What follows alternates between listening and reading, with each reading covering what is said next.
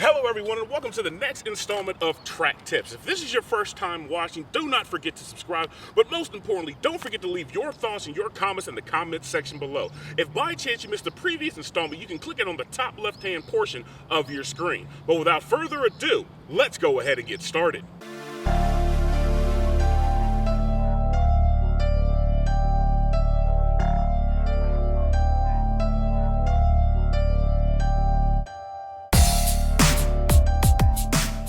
Now, last week I laid out what is without a doubt the absolute worst mod that you can do for your car once you first started tracking. And of course, naturally, everybody was like, well, if this is the worst thing that I could do for my car, what is the best thing that I could do for my car?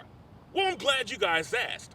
Now, everybody, please keep in mind, in order to not only go fast, but be fast on a track, you have to get out of that mindset of, I have a fast car, so that makes me fast. Because that mindset alone will always keep you slow out on the track. And keep in mind, the whole point and purpose of a track day or autocross event is to make you better so you can make your car perform better.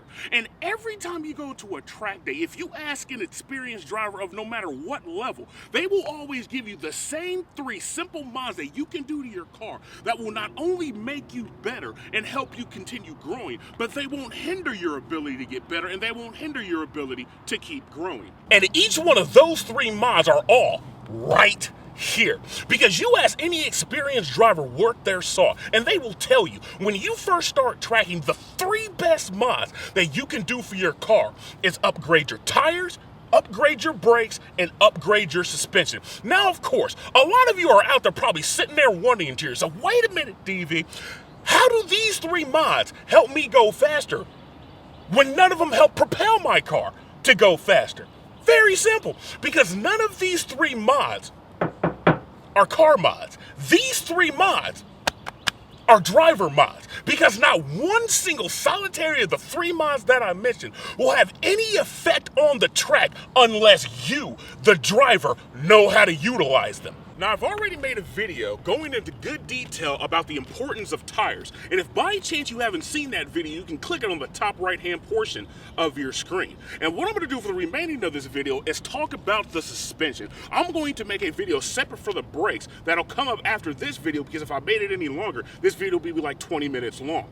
Now, when you start tracking, one of the main things that will go a long way in dictating how fast you can be when you go on track is, of course, how your car handles. And one of the most important, one of the easiest things that you can do to your car is, of course, improve your suspension. Now, when I started tracking in 2015, the very first mod that I did to my 6-banger Camaro was gut the poor OEM suspension and go ahead and replace it with all BMR parts. Now, of course, a lot of people out there may not have the funds available needed in order to go ahead and completely gut out their original suspension. But everybody rest assured, there are many different ways and many different things that you can do to your car to improve your car's suspension without having to make it rain in a parts store. Because everybody, when improving your suspension, it all comes down to your skill, your car, and the tracks that you like to run on.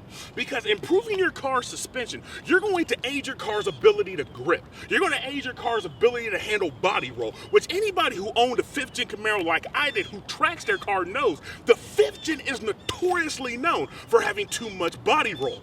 Now, everybody, please keep in mind, simply improving your car's suspension will not make your car the best handling car it could possibly be, because your suspension is only one key part of the handling triangle. There are several other things that you need to consider when it comes to making your car the best handling car it could be. Number 1, tires. Number 2, body weight. And of course, number 3, aerodynamics. And when it comes to fine-tuning and picking the pieces that you need to choose in order to make your car suspension be at its most optimal level, again, it comes down to your skill, your car, and the tracks that you like to run.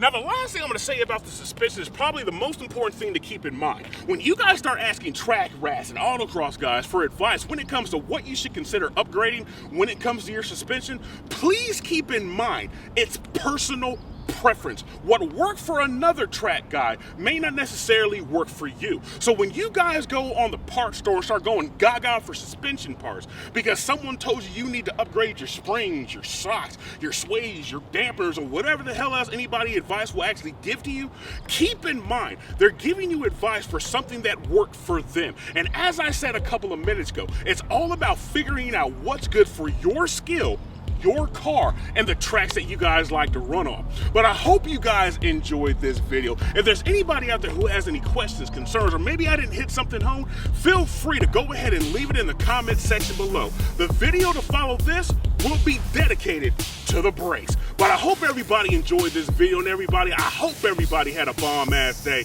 and stay tuned for that new upload.